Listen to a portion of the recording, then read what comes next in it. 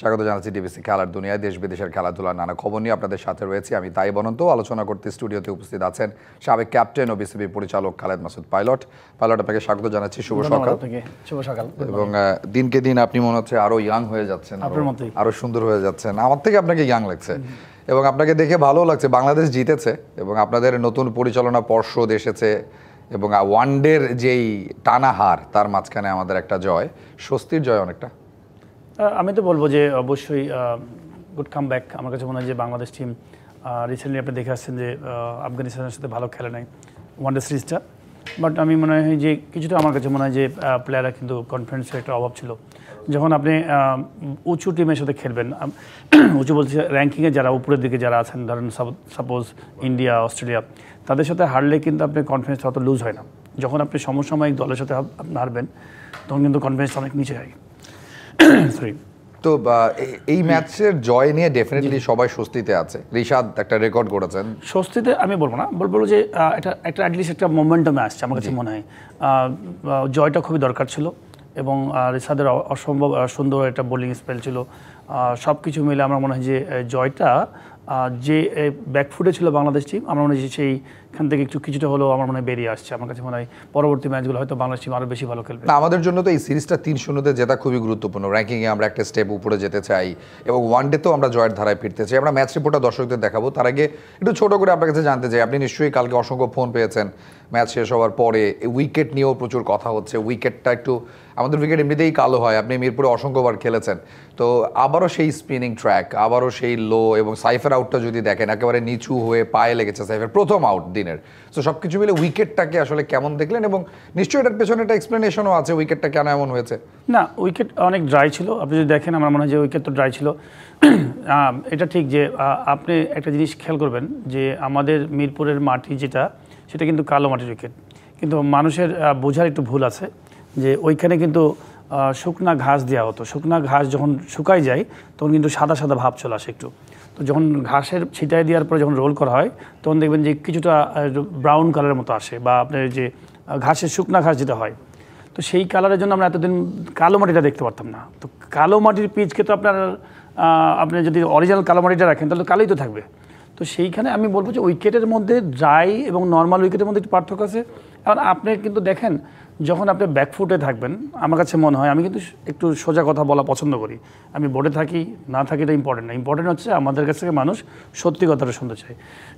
ধরেন suppose India team খেলছে হোমে ফাইনাল ম্যাচ এগেনস্ট অস্ট্রেলিয়া, আপনি কি উইকেট বানাবে? সাউথ আফ্রিকার সাথে খেলা হলে টার্নিং স্পিনিং, একটু স্পিনিং উইকেট বানাবেই, একটু তার হোম অ্যাডভান্টেজ নেবেই। তো এটাতে পজিটিভভাবেও দেখতে হবে, বিকজ আপনি তো অলরেডি একটু ব্যাকফুটে আছেন।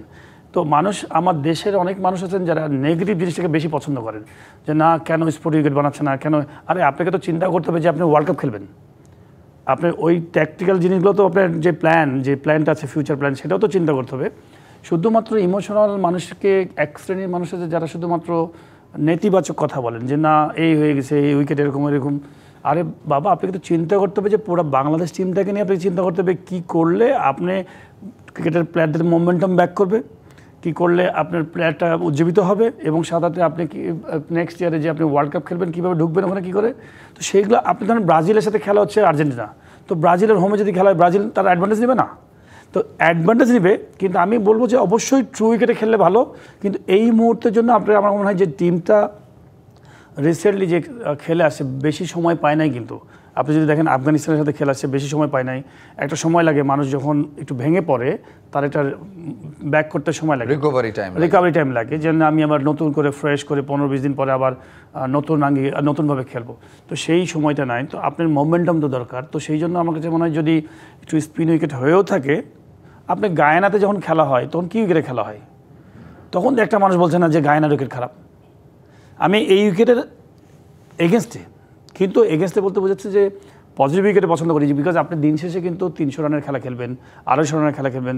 কিন্তু এই মুহূর্তের জন্য আমি মনে করি যে এটা অবশ্যই একদম দুই টিমের জন্য আইডিয়াল ছিল। আমি মনে করি দুই টিমকেই ফাইট করতে হয়েছে। তারা ব্যাটিং কিন্তু জবরদস্ত ব্যাটিং করছিল। আপনি যদি দেখেন আমাদের ব্যাটসম্যান, যদি অঙ্কন বা আপনি যদি হৃদয়ের ব্যাটিং, শান্তর ব্যাটিং দেখেন, তারা যেমন ভালো, খুব টাফ টাইম বার করছিল। আমি বলবো যে ওয়েস্ট ইন্ডিজের ব্যাটসম্যানরা কিন্তু টপ অর্ডার বেশি ভালো ব্যাটিং করছিল, এত সুন্দর মিডলিং করছিল। আপনি ওই ওয়েস্ট ইন্ডিজ কিন্তু তারা they have 50 more, মানে শুরুতে তো 50 রান কোনো উইকেট না হারিয়ে তুলেছে। 51 নলস ছিল, তারপর 51 এক উইকেট পরে, কিন্তু তারা কিন্তু খুব কমফোর্টেবলি ব্যাটিং করছিল ওই স্পেনে এই উইকেটের মধ্যে। তো তার মানে তারা বোঝা যায় তারা ইউজ টু ওই ধরনের উইকেটে খেলে।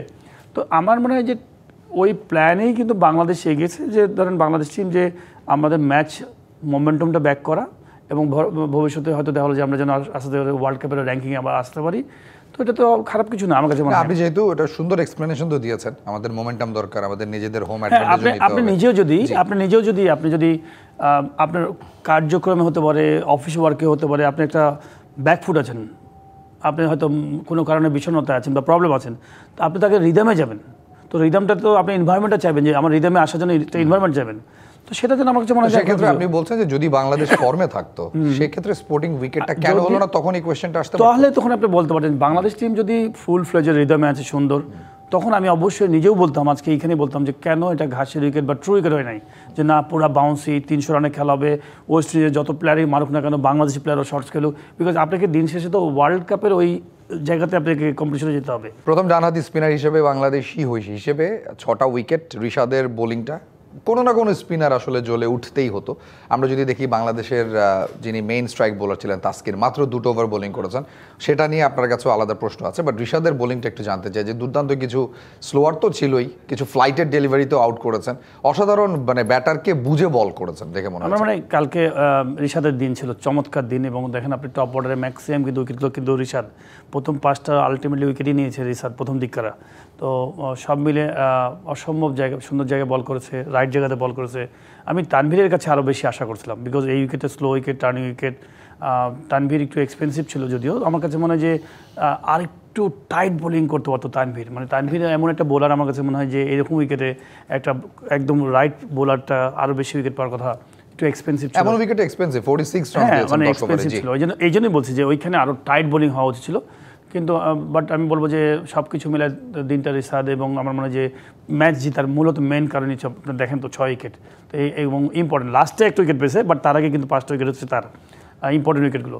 তো আরেকটা হচ্ছে দেখেন, আরেকটা জিনিস বলতে হবে, দিন শেষে রান না করলেও কিন্তু আপনি ম্যাচ জিতবেন না। তো এই রানটা কিন্তু ইনিশিয়ালি কিন্তু টাফ টাইম যাচ্ছিলো, বাংলাদেশ টিম খুব স্লো যাচ্ছিলো ধীরগতিতে। শান্ত এবং তহিদ হৃদয়ের একটা পার্টনারশিপ হলো, এবং ওখান থেকে পার্টনারশিপ হওয়ার পরে আমি মনে করছিলাম যে একটু 150 মতো পার্টনারশিপ করতে পারলে ভালো হতো। বাট শান্ত আউট হয়ে যাওয়ার পরে আবার অঙ্কন এসে ব্যাটিং করেছে, আমরা বলবো চমৎকার ব্যাটিং করছিল, খুব সুন্দর ব্যাটিং করছিল। সব কিছু মিলে 200 এই রানটা কিন্তু এই উইকেটের জন্য অনেক ভালো। তো ইনিশিয়ালি যখন ওয়েস্ট ইন্ডিজ ব্যাটিং করছিল তখন আমি খেলা দেখছিলাম মাঠে, তো এবং যে উইকেটের অবস্থাটা ছিল আমার কাছে মনে হয়েছে যে এই উইকেটের সেট ব্যাটসম্যান একটু স্বাচ্ছন্দ্যে ব্যাটিং করবে, যে প্রথম থেকে ব্যাটিং করবে। যখনই আপনার একটু উইকেটে বলটা পুরাতন হবে তখন একটা নতুন ব্যাটসম্যান আসা মানে কিন্তু প্রবলেমে পড়বে, এবং তাই হয়েছে ঘটনা। যখন উইকেট পড়া শুরু করলো তারপরে আলটিমেটলি কিন্তু তারা আটকাতে পারে নাই।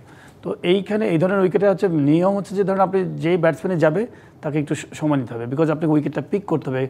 সচরাচর আপনি এত টার্ন খেলেন না, এত স্লো খেলেন না, তো এই জন্য আপনাকে পিক করতে হবে, এবং রাইট বলটাকে মারার বল খুব বেশি মারা যাবে না, এইখানে মারার মতো বল নাই, ওই 1টা-2টা করে বলই মারতে হবে আপনাকে। হয়তো দেখা গেলো 2 ওভার একটা বল মারবেন জোর করে, বা হয়তো একটা শর্ট বল। তো সাধারণত আমি বলবো ইয়াও ভালো ব্যাটিং করেছে, 13 বলে 26 রান করছে রিসাদ। লাস্টে একটা সুন্দর, এটা 200 রান কিন্তু অনেক বড় একটা ব্যাপার। আপনি 180, 170 স্কোর দেখা, আর যখন 200 রান দেখবেন তখন কিন্তু স্কোরবোর্ড একটা অন্য। এমন উইকেটে আপনার 200-র উপরে স্ট্রাইক রেটে ব্যাট করাটা, এটাও তো একটা বড় ব্যাপার। ঋষাদের আসলে দিন ছিল না, ওই মুহূর্তে কিন্তু আলটিমেটলি শর্টস খেলতেই হবে। আপনি রিসাদ যখন নামছে তখন স্ট্রাইক রেট 200 তো করতেই হবে, বিকজ তখন আপনার বল নাই, কত উইকেট আছে, আপনি শর্টস খেলে 200 নাই বোর্ডে তখন। 200 নাই, শর্টস খেলে আপনাকে কিছু রান বের করতে হবে। আমি মনে করি যে খুবই ইম্পর্টেন্ট কি প্লেয়ার বাংলাদেশ টিমের জন্য রিসাদ, ফিউচারের জন্য। সবসময় মনে করি এটা, আজকে কালকে ভালো খেলেছে বলেই না, আমি বিভিন্ন সময় বলেছি যে আমাদের কয়েকটা প্লেয়ার আছে যারা ভালো অলরাউন্ডার হতে পারে। একটা হচ্ছে রিসাদ, আর তানজিম সাকিব। এই প্লেয়ারটা কিন্তু ভালো ব্যাটিং করতে জানে, তাকে পেস বোলিং কাম ভালো ব্যাটিং করানো, এবং তাদেরকে আলাদা করে যত্ন করা ব্যাটিংয়ে। হয়তো দেখা গেলো ডোমেস্টিকে তাদেরকে কিছু লোকাল টুর্নামেন্টে, নিজেদের টুর্নামেন্টে নাম্বার 5-6-এ ব্যাটিং করানো, যাও শর্টস খেলো, তুমি ফ্লুয়েন্ট শর্টস খেলো, যেমনটা হার্দিক পান্ডে ইন্ডিয়াতে খেলে, যে আসবে শুধু শর্টসই খেলবে। আপনি ওখানে ডিফেন্স হয়তো কিছু খেলবে, বাট শর্টস খেলে তাদের মধ্যে রান, বড় বড় কিছু রান করলে তাদের ওই বড় একটা কনফিডেন্স চলে আসবে। আপনি দেখবেন যে যখন যে কোনো ব্যাটসম্যান যখন দেখবেন যে কোনো একটা সেঞ্চুরি করে, তার মধ্যে কলজাটা অনেক বড় হয়ে যায়, তখন সে আর এই 30-40 রান চিন্তা করে না, তখন সে বড় বড় জিনিস দেখতে থাকে, বড় বড় স্বপ্ন দেখতে থাকে।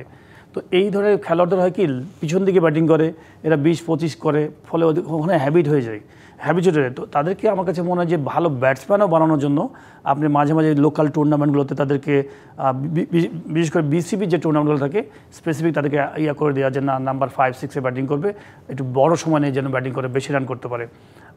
এমনকি হতে পারে যে আপনার হয়তো কোনো একটা ম্যাচ হচ্ছে, সাপোজ আন্ডার-19 ভার্সেস একটা রেস্ট টিম একটা ম্যাচ হচ্ছে, তারা হয়তো দেখা গেলো যে ওইখানে প্র্যাকটিস ম্যাচ হতে তাহলে উপরে ব্যাটিং করবে 5 নম্বর 6 নম্বর, শুধুমাত্র তাদের ব্যাটিং তাদের ব্যাটিংটাকে নিয়ে আরো কাজ করার আমি মনে করি জায়গা আছে বলে বাংলাদেশ টিমে আপনার এই ধরনের অলরাউন্ডার খুবই ইম্পর্টেন্ট, যে মাঝে আপনি এসে 2020-তে এসে কিছু শর্টস খেলা যাবে, মানে পুরো একটা হ্যামারিং কিছু করে যাবে। ঋষাদের একটু বোলিংটা জানতে চাই যে আপনি ওভারঅল তার বোলিংটা কেমন দেখেছেন? বাংলাদেশে একজন লেগি ওয়ানডেতে 5-6 উইকেট নিয়ে ম্যাচ জেতাচ্ছেন, আবার শুনছি বিপিএলও খেলবেন না, বিগ ব্যাশ খেলতে চলে যাচ্ছেন, তার মানে অস্ট্রেলিয়ান লিগে 10 বছর পরে একজন বাংলাদেশি খেলতে যাবে, ইন বিটুইন পিএসএল টিএলসএল তো খেলেছেনই, সো নিজের বাউন্ডারিটাকেও ছাড়িয়ে যাচ্ছেন, আবার ওয়ানডেতেও খুব ভালো পারফর্ম করছেন, মানে এটা তো আমাদের জন্য একটা গর্বের জায়গা।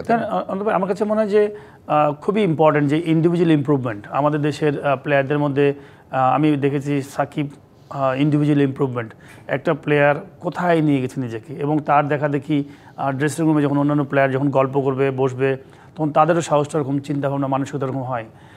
তো আপনি এক রাশিদ খানকে চিন্তা করেন যে আফগানিস্তানের রাশিদ খান যখন আইপিএল খেলে, নবী যখন আইপিএল খেলে, কী করে তাদের দেশের স্ট্রাকচার ডেভেলপ করেছে, তাদের ম্যাক্সিমাম প্লেয়ারের এইমটা হয়ে গেছে আমিও আইপিএল খেলবো, আমি ওই জায়গায় বড় বড় টুর্নামেন্ট খেলবো। তো এই ধারাবাহিকভাবে কিন্তু চলে আসছে। তো আমার দেশে আমার কাছে মনে হয় যে মোস্তাফিজ যখন বোলিংয়ে খুব ভালো বল করলো, তো মোস্তাফিজকে দেখে কপি করা, কত রকম পেস বলে বাঁহাতি পেস বলে সব মোস্তাফিজের মতো হতে চাই, কেউ আছে সাকিবের মতো হতে চাই। তো এগুলো হচ্ছে আইকন। আপনি ধরেন যখন আপনি এই লেভেলে চলে যাবেন দেখবেন যে প্রচুর প্লেয়ার ওই রিসাদের মতো ফলো করা শুরু করবে। তো এইটাও আমাদের ইন্ডিভিজুয়াল ইমপ্রুভমেন্টটা খুব দরকার। আমরা যখন বাংলাদেশ টিমে ন্যাশনাল টিমে খেলি, আপনি যদি দেখেন যে অন্যান্য দেশের সাথে যদি আমাদের কম্পেয়ার করেন, পার্শ্ববর্তী দেশের সাথে যদি বলেন, শুভমান গিল বলেন, শ্রেয়স আয়ার বলেন, বা আপনি যারা যারা খেলছে জয়সল বলেন, এই 19 বছর 18 বছরে তারা যেমন ছিল, এই দীর্ঘ 5 বছর 6 বছর পরে আরও পরিণত হয়ে গেছে। মেন জায়গায় এসে তারা আরও পরিণত হচ্ছে, তাদের মিস্টেকগুলো খুবই কম, তারা তাদের আইকনিক প্লেয়ার হয়ে গেছে ওয়ার্ল্ড ক্রিকেটে। তো নিজেদেরকে ইমপ্রুভ করতে হবে, যে আপনি যখনই ইমপ্রুভ হবেন, রিসার্চ যখন ইমপ্রুভ করবে, মেহেদি মিরাজ যখন ইমপ্রুভ করবে, শান্ত যখন ইমপ্রুভ করবে, সাকিব যখন নিজস্ব ড্রিম দেখবে যে আমি শুধুমাত্র বাংলাদেশ ন্যাশনাল টিমে খেলার জন্য খেলবো না, আমি চিন্তা করবো যে আমি ওই জায়গার জন্য বেস্ট প্লেয়ার হতে চাই। তো যখনই ইন্ডিভিজুয়াল ইমপ্রুভমেন্ট, তখন দেখবেন যে অটোমেটিক ন্যাশনাল টিম আপনাকে একটা সুন্দর পজিটিভ একটা বার্তা দেবে আপনাকে। জি, তাসকিন কালকে 2 ওভার বল করেছেন এবং উইকেটটা কেমন হবে আমরা জানতাম, মানে আমাদের মেইন বোলার যিনি বোলিং ওপেনটা শুরু করলেন, তাকে দিয়ে 2 ওভারই যদি করাবো তাহলে আসলে দলে না রেখে তো একটা স্পিনারকে আমরা খেলাতে পারতাম। মানে গেম প্ল্যানে আর একটু কি ঘাটতি দেখেন কিনা, বা নাকি ম্যাচ সিচুয়েশনের কারণে এরকম উইকেটেও কিন্তু ফাস্ট বোলাররা ভালো বল করে। আপনি যদি ধরেন আপনি ইনিশিয়ালি আমি যেটা বলবো যে ধরেন এরকম স্লো উইকেটে আপনি নতুন বলটাতে ব্যাটে আসে, যখনই বলটা পুরাতন হয়ে যাবে তখনই কিন্তু স্পিনারদের সময় শুরু হয়ে যাবে। তো নতুন বলে ব্যাটসম্যানরা কিন্তু চাইবে যে একটু অ্যাটাক খেলে কিছু রান বের করা। তো যদিও ব্যাটসম্যান গতকালকে বাংলাদেশের ব্যাটসম্যানরা পারে নাই, হয়তো অ্যাটাকটা খেলতে পারে নাই, কিন্তু আমি মনে করি প্রথম 8-10 ওভার কিন্তু আপনাকে নতুন বলে কিছু শর্টস খেলে রান করতে হবে। আরেকটা বড় ব্যাপার হচ্ছে যে এখানে যেহেতু স্পিনাররা একদম পুরা ভালো মতো জায়গা ধরে ফেলেছিল, ফাস্ট বোলাররাও যদি পরে বোলিং করতো ভালো করতো। বল পুরান হয়ে গেছে, পুরান বলে যদি ফাস্ট বোলাররা বল করতো হয়তো এখানে রিভার্স সুইংয়ের মতো হতো, বিকজ ড্রাই করে রিভার্স সুইং ভালো হয়। সেকেন্ড হচ্ছে যে আপনার বল লো করার চান্স থাকে, একটু হাইটটা কম থাকে, যেহেতু লো উইকেট একটু অনেক সময় ডাস্ট থাকে, ডাস্টে বল পরে যেই বাউন্সটা হওয়ার কথা ছিল সেই বাউন্সটা আসবে না, হয়তো একটু লো হবে। তো আপনি হয়তো দরকার হয় নাই বলে আর পরের দিকে বোলিংয়ের দরকার হয় নাই, কিন্তু অলরেডি স্পিনারে সব খেলাটা খেলে দিয়েছে। আমি মনে করি এখানে ফাস্ট বোলার অবশ্যই 2টা রাখা উচিত মিনিমাম। আমাদের সৌম্য সরকারের কামব্যাকটা আবারও এমন একটা ম্যাচ সৌম্যর খেললেন যেটা আসলে বলার মতো না, মানে একজন খারাপ পারফর্ম করছেন তার জায়গায় সৌম্য। এবং আপনি যদি সৌম্যর ক্যারিয়ারটা থ্রু আউট ক্যারিয়ার দেখেন, 11 বছর 12 বছর হয়ে গেছে ইন্টারন্যাশনাল ক্যারিয়ারে, এবং বাংলাদেশ এই সময়টাতে যত ম্যাচ খেলেছে তার 40-30% ওয়ানডে সৌম্য খেলেছেন, মোস্টলি কিন্তু আসলে পারফর্ম করে ঢুকেননি, আরেকজনের আউট অফ ফর্মে ঢুকেছেন এবং এই পারফরমেন্স করেছেন আবার ছিটকে গেছেন। তো আপনার কি মনে হয় যে কোথাও আসলে মানসিক ঘাটতি আছে, বা একটু আসলে ক্রিকেটটা ইন্টারন্যাশনাল ক্রিকেটের সাথে নিজেকে মানিয়ে নেওয়ার জায়গা রয়েছে? তাই বলুন, আপনাকে প্রথমে বলছিলাম যে আমাদের নিজের ইন্ডিভিজুয়াল ইমপ্রুভমেন্টের বড় ঘাটতি আছে। সৌম্য সরকার আমার জানা মতে যে নো ডাউট খুবই, যখন থেকে আমরা দেখেছি সবাই ভাবতাম জানতাম ফিউচার প্লেয়ার, অলমোস্ট আমার মনে হয় 8-10 বছরের বেশি হয়তো হয়ে গেছে ন্যাশনাল টিমে তার ডেবু হওয়া, কিন্তু নিজেকে কিন্তু আমার কাছে মনে হয় যে ইন্ডিভিজুয়াল ইমপ্রুভমেন্টের যে জায়গাটা সেখানে কিন্তু ইমপ্রুভমেন্টটা খুব একটা ভালো হয় নাই। এবং আমাদের দেশে বড় একটা ব্যাড কালচার যে আমরা পার্শ্ববর্তী দেশ বা অন্যান্য দেশে যে প্লেয়ারটা পারফর্ম করলো না বা কাছাকাছি করছে পিছন দিকে এত ভালো পারফরমেন্স আছে তাকে পুশ করে আউট করে দেয়। যেমন রোহিত শর্মার মতো প্লেয়ার, বিরাট কোহলির মতো প্লেয়ারদেরকে কিন্তু পিছন দিককার ইয়াং প্লেয়াররা কিন্তু পুশ করে আউট করে দিচ্ছে, তাই কি না? মানে পুশ করছে। আমাদের দেশে হয়তো দেখা গেলো যে অফ ফর্মে গেছে একটা প্লেয়ার, অফ ফর্মে এসছে, আবার একটা বা দুটো সিরিজ অফ ফর্মে এসছে, তখন আবার অফ ফর্মের প্লেয়ারটা আবার আসছে। এমন না যে পিছন দিকে আরো 200-300 রান করে নিচ্ছে ডোমেস্টিকে বা ভালো কিছু অনেক কিছু করে আসছে। আমাদের 50 ওভার্স ফরম্যাটই তো একটা। হ্যাঁ, তো এই এই এই ইমপ্রুভমেন্টটা কে করবে? এই ইমপ্রুভমেন্টটা শুধু তো ক্রিকেট বোর্ড করে দেবে না। আমি বোর্ডে আছি বলে তো। আপনাদের সময় কি হতো যখন আপনারা খেলতেন, তখন আসলে কিভাবে একজন? দেখেন, আমাদের সময় আর এই সময়ের মধ্যে অনেক পার্থক্য আছে। আমাদের সময়টা যখন আমি মনে করি আমরা যখন খেলেছি তখন কিন্তু প্রথমে ছিলাম আমরা ছোট্ট পুকুরের একটা মাছ, সত্যিকার অর্থে। যে আমরা খেলতাম কত 2000 সালের আগে আমরা খেলতাম কেনিয়া, মালয়েশিয়া বা অন্যান্য দল, আয়ারল্যান্ড, হার্ডলি জিম্বাবুয়ে খেলতাম। 2 বছরে একটা এশিয়া কাপ খেলতাম, আপনার খেয়াল আছে নিশ্চয়ই। এশিয়া কাপ আমরা ইন্টারন্যাশনাল ম্যাচ খেলতাম 2 বছরে, ইন্ডিয়া, পাকিস্তান, শ্রীলঙ্কার সাথে। তো যখন আমি এরকম ছোট ছোট দলের সাথে খেলবো তখন কিন্তু আমরা ওই কপিল দেবের খেলা দেখতাম, আপনি ধরেন কি বলে ওয়াসিম আকরামের টিভিতে খেলা দেখতাম, জাস্ট লাইক আপনি যেমন অন্যান্য টিভির মুভি দেখেন, শাহরুখ খান, সালমান খানের যেমন মুভি দেখেন। তো যখন আপনি তার সামনে উপস্থিত হবেন তখন কেমন লাগবে আপনার? তো ঠিক আমাদের মানে ওই ইন্টারন্যাশনালে কিন্তু আমরা আসছিলাম যে আমরা আমরা একদম যখন এশিয়া কাপ খেলতে গেছি দেখি ওয়াসিম আকরাম, তারপর ওয়াকার ইউনুস, তারপরে আপনি ধরেন যত গ্রেট প্লেয়াররা খেলছেন পাকিস্তান টিমে, সাইদ আনোয়ার, এরকম প্লেয়ার। আবার পাকিস্তান, ইন্ডিয়াতে দেখেন, শ্রীলঙ্কা দেখেন, সব গ্রেট প্লেয়ার। তো আমি বলবো যে এই জায়গাটা থেকে আমরা আবার ফিরে আসবো আপনার কাছে। ডিবিসি খেলার দুনিয়ার সময় হচ্ছে ছোট্ট একটা বিরতির, ফিরে আসছি কিছুক্ষণের মধ্যে। স্বাগত আরো একবার, দেখছেন ডিবিসি খেলার দুনিয়া। আপনাদের সাথে রয়েছে আমি তাই বনন্ত, আমার সাথে রয়েছেন খালেদ মাসুদ, পাইলট, পরিচালক এবং সাবেক ক্যাপ্টেন। আপনি বলছিলেন আপনাদের সময় আসলে একটা মানে ছোট পুকুরের মাছ ছিলেন আপনারা, বাট এখন যে সৌম্য সরকারের এত অপরচুনিটিস যেটা আপনারা এত পেতেন না আসলে। অনন্ত ভাই, আপনি নরমালি এটা বলেন, একটা সময় যখন আমরা খেলতাম, যেটা বলছিলাম আমি, যে ধরেন আমরা যখন দেখতাম যে খেলাগুলো সারাক্ষণ দেখতাম যে আজহারউদ্দিন খেলছে, ওয়াসিম আকরাম খেলছে, এই ধরনের প্লেয়াররা খেলতে খেলতে ওদের খেলা দেখতাম, তখন যে আমরা খেলছি। তো তখন প্রবলেম ছিল কি, আমাদের ফ্যাসিলিটিস ছিল না আমরা ওই লেভেলের মতো, প্লাস হচ্ছে যে আমি বলবো যে মেন্টাল যে মানে স্ট্রেংথ সেটা কিন্তু আমাদের ছিল না। বিকজ আমি সবসময় দেখি, যাদেরকে দেখি তাদের সাথে যে খেলছি, তো যখন আপনি রেগুলার ড্রেসিং রুমে শেয়ার করবেন, রেগুলার খেলতে থাকবেন, একটা সময় কিন্তু জেনারেশন আপনার চেঞ্জ হবে। যেমন আপনি ধরেন সাপোজ আমাদেরকে বিট করে, আমাদের প্লেয়াররা যারা বিট করে আসছে, ধরেন সাকিব, তামিম, মাশরাফি, এই মুশফিক, এরা কিন্তু আমাদের বাংলাদেশ টিমটাকে অন্য জায়গায় নিয়ে গেছে। মাশরাফুল প্রথম এসছে, আশরাফুল, এরা কিন্তু শাহরিয়ার নাফিস এসে বিট করে গেছে এবং অন্য জায়গায় নিয়ে গেছে। তারপরে কিন্তু আস্তে করে দিয়ে তামিম, সাকিব, মুশফিককে বিট করে যে আরও বেটার প্লেয়ার আসবে, সেই জায়গার কিন্তু বড় ঘাটতি। তো আমাদের আমি বলবো যে সৌম্যদের এই জায়গাগুলো উচিত ছিল যে তামিম বা সাকিব বা মাশরাফি এদেরকে বিট করে আসা, নট এজের কারণে। যারা ধরেন আপনি এখন যারা আসছেন, যারা মুশফিক, রহিম খেলছেন, আমাদের গ্রেট অ্যাচিভমেন্ট, তারা অনেক অ্যাচিভমেন্ট, কিন্তু পিছন থেকে যে পুশ করবে, যে 35-32 বছরের যে পিছন থেকে পুশ করছে না, আপনি সরেন আমি ঢুকতে চাই। তো এই জায়গাটা, ওই চ্যালেঞ্জটা আমার কাছে মনে হয় তৈরি হয় না, যার জন্য আমার কাছে মনে হয় যে আমরা এখনও কিন্তু অনেক টাফ টাইম পার করছি।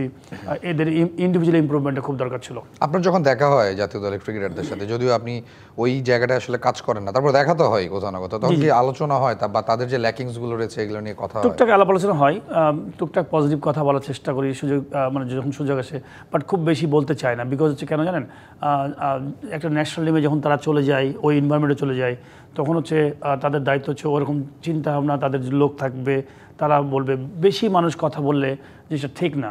কখনো কখনো আমরা হয়তো আড্ডার কথার মধ্যেই গল্প তাহলে হয়তো বলে দিলাম, কিন্তু দিন শেষে আপনাকে অ্যাজ এ প্লেয়ার আপনাকে প্রফেশনাল হতে হবে। আপনাকে চিন্তা করতে হবে যে কোথা থেকে আমি জিনিসগুলো কালেকশন করবো, কোথা থেকে আমি ইমপ্লিমেন্ট করবো।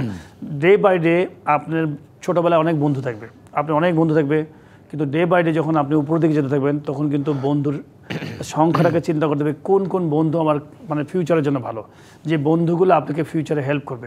আপনি এনভায়রনমেন্ট তৈরি করবেন যে আমার বন্ধুগুলো এমন একটা বন্ধু হবে যে বন্ধুগুলো আমাকে সবসময় ইন্সপায়ার করবে। এখন আপনি ডে বাই ডে নিজেকে ইমপ্রুভ করতে হবে। খেলোয়াড়ের সাথে খেলোয়াড় গল্প হবে, কথা বলতে বলতে অন্য জায়গায় যাবেন, ভালো ভালো চিন্তা ভাবনা, ভালো মোটিভেটর নেবেন। আপনি স্কুলের শিক্ষক আর ইউনিভার্সিটি শিক্ষকের মধ্যে একটু পার্থক্য আছে, নিঃসন্দেহে দুজনেই শিক্ষক, কিন্তু দেখবেন যে ইউনিভার্সিটি শিক্ষক একটা কথা বলবে, ওই একটাই কিন্তু বিশাল বড় একটা কথা। তো আমি মনে করি প্রত্যেকটা শিক্ষককে আমরা শ্রদ্ধা করি, বাট আমি মনে করি যে তাদের নিজস্ব ইমপ্রুভমেন্ট দরকার। তারা চিন্তা করে যে আমি হয়তো অনেক সময় আমার কাছে মনে হয় যে হ্যাপিনেস চলে আসে। আমি আমার অবজারভেশন যে যখন আমরা এজ গ্রুপে খেলি আমরা খুব পাগলের মতো দৌড়াচ্ছি খাটছি, যখনই আমি ফাইনান্সিয়ালি হোক বা যে কোনো হোক, সামাজিকভাবে হোক, যখন আমি একটু সুপারস্টার হয়ে গেলাম, আমার কাছে মনে হয় অনেকে হ্যাপি হয়ে যায়। এই হ্যাপিনেস এফোর্টটা কমে যায়, এফোর্টটা কমে যায়। এই হ্যাপিনেসটা কোনো মানুষের জন্য ভালো না, শুধু খেলোয়াড় না, যে কোনো মানুষের জন্য ভালো না। আপনার প্রফেশনে আপনি ভাগবেন, দৌড়াতে থাকেন, মানি উইল কাম, আপনার সম্মান আপনার পিছন দিক দিয়ে আসতে থাকবে, টাকা আসতে থাকবে, বাট আপনার যেটা নেশা, যেটা পেশা, সেটার পিছিয়ে আপনি ভাগতে থাকেন, দেখবেন যে পিছন থেকে আপনি সব কিছু পাবেন, বাট দিন শেষে আমার মনে হয় যে ওটার পিছিয়ে ভাগা উচিত। আপনি টাকার দিকে তাকায় না, টাকা আপনি আসবে, টাকার পিছিয়ে ভাগতে গেলে পারফরমেন্স ভালো হবে না। আমরা যদি বাংলাদেশের বোলিং অ্যাটাকটাকে দেখি, আপনি ধরেন এরকম উইকেটেই তো আমরা খেলি, মানে আমরা গতকাল যে উইকেটে খেলেছি বোলাররা এরকম কম বেশি এমন উইকেটেই পারফর্ম করে বিশ্ব মঞ্চে গিয়েও তারা ভালো করছে। এবং আপনি দেখবেন যে বাংলাদেশের বোলিং অ্যাটাক প্রত্যেকটা ম্যাচেই চেঞ্জ হচ্ছে, এত অপশনস ঘুরিয়ে খেলানো হচ্ছে। ব্যাটারদের উন্নতির জায়গাটা আসলে মূল ব্লকেজটা কোথায় মনে করেন? আমার কাছে মনে হয় সবচেয়ে বড় একটা প্রবলেম, ধরেন জোর করে আপনি একটা ব্যাটসম্যানকে ব্যাটসম্যান বানাতে পারবেন না। হয়তো ফ্যাসিলিটিস দিয়ে আপনি পারবেন, কিছুটা পারবেন, হয়তো 19কে 20 করতে পারবেন, কিন্তু 20কে 25 বানাতে পারবেন না। ধরেন আমাদের সবচেয়ে বড় প্রবলেম হচ্ছে আমাদের ডোমেস্টিকে খেলা নাই। আমার অবজারভেশন একটা গোটা দেশে, শুধু পৃথিবীর সব দেশে দেখবেন যে আন্ডার 19 যারা খেলছেন আমাদের প্লেয়াররা, খেলার পরে এই যে স্কুলে তেমন টুর্নামেন্ট নাই, একটা টুর্নামেন্ট খেলে বছরে, গোটা বাংলাদেশের লিগ হয় না, ডোমেস্টিক লিগ। আজকে আমরা এত কথা বলতে পারি কেন? বিকজ হচ্ছে আমাদের ট্যাকটিক্যাল জায়গাগুলো, আইডিয়াগুলো ভালো আছে। আমরা হয়তো তেমন ভালো প্লেয়ার ছিলাম না, কিন্তু ট্যাকটিক্যাল জিনিসগুলো ভালো বলতে পারি। কেন পারি? যে এই করলে হতো, ওই করলে এই হতো। বিকজ আপনি যত পরিমাণ ম্যাচ খেলবেন, ধরেন আজকে রাজশাহীতে যদি লিগ হয়, খুলনায় যদি লিগ হয়, চিটাগাঁয়ে যদি লিগ হয়, গোটা 64 জায়গায় যদি লিগ হয়, তো এই যে 16, 17, 18, 19, 20 বছরের ছেলেরা এইখানে লিগ খেলতে হয়তো দেখা হলো ওইখানে খেলতে যাচ্ছে, আবার ওই মাঠ থেকে এই মাঠে খেলতে যাচ্ছে, সারাক্ষণ ব্যাগ ক্যারি করবে, মাঠে খেলা চলছে। তো 3 মাস 4 মাস যত পরিমাণ ম্যাচ খেলবেন ন্যাশনাল টিমে, এই টিমে খেলার আগেই, তো যত পরিমাণ ম্যাচ খেলবেন, বিভিন্ন টাইপের বোলার, বিভিন্ন টাইপের উইকেট, বিভিন্ন টাইপের কন্ডিশন, আপনি একা যে একটা ম্যাচ জিতে আসছেন একটা নতুন টিমে, যে এই যে প্রেশার 4-5 বছর 7 বছর খেলবেন, আপনাকে আলাদাভাবে অন্য জায়গায় নিয়ে যাবে, সেন্স ডেভেলপ করে দেবে। বাদ বাকিটা আপনার হয়তো ওই উপর লেভেলে যে আপনি ইমপ্রুভ করে ফেলবেন। যে আপনি বিসিবির পরিচালনা পর্ষদে যুক্ত হয়েছেন, সেটাকে আমরা সরিয়ে যদি সাবেক ক্যাপ্টেন খালেদ মাসুদ পাইলটের কাছে, আমি ওইটাই বেশি পছন্দ করি। জি, সাবেক ক্যাপ্টেনই থাকেন আপনি আমাদের সাথে। তো বাংলাদেশ 3-0 জিতবে আশা করি আমরা, বাট ওই যে ওয়ানডে র্যাঙ্কিংয়ে টপ 8 থেকে বা 31শে মার্চ পরের বছরের 26-এর নভেম্বর পর্যন্ত থাকলেও হয়, আমরা কি আসলে সেটা কোয়ালিফাই করতে পারবো? আমার তো মনে হয় টার্গেট করা উচিত। বিসিবির যারা বিশেষ করে অপারেশনস ডিপার্টমেন্টে যারা আছেন, আমি মনে করি যে ওইটা বড় টার্গেট করা উচিত, যে কী করে আমরা নভেম্বরের 26 পর্যন্ত আমরা যেন সুন্দরভাবে পারফর্ম করে ওয়ার্ল্ড কাপে যেন ডিরেক্ট যেতে পারি, ওটা টার্গেট করা উচিত। সাথে ওটার জন্য যে ট্যাকটিক্যাল মানে যেগুলো আছে, স্টার্টগুলো আছে, সেগুলো আমার কাছে মনে হয় প্ল্যান করে করা উচিত। বাট এই সিরিজটা তো অবশ্যই জেতাটা খুবই ইম্পর্টেন্ট, সাথে আপনার পরবর্তী সময় যেন আমরা বাইরেও যেন ভালো খেলি, সেটারও পরিকল্পনা করা উচিত। এবং আমাদের হোমে বেশ কিছু ম্যাচও রয়েছে, বেশিরভাগ ম্যাচই কিন্তু হোমে আছে। নিউজিল্যান্ড আছে, অস্ট্রেলিয়া আছে, পাকিস্তান আছে, অনেক ম্যাচ আছে, ইন্ডিয়ার সাথে হোমে আছে, সাথে জিম্বাবুয়ের সাথে শুধু অ্যাওয়ে ম্যাচ আছে 5টা। তো এই হোম অ্যাডভান্টেজ বলে একটা কথা আছে, এই অ্যাডভান্টেজটা নেওয়া উচিত। সাথে আপনি বাইরে যাওয়ার জন্য ভালো খেলতে পারেন, সেটার জন্য আপনি কিন্তু ডোমেস্টিকে এমন কিছু এনভায়রনমেন্ট তৈরি করতে হবে যেন ওই বাইরের উইকেটে যেন 300 রান চেস করতে পারে। পাইলট, আপনি বিসিবিতে যুক্ত হয়েছেন, শুভকামনা আপনার জন্য, এবং thank you so much for being here. দোয়া করবেন ইনশাআল্লাহ। জি।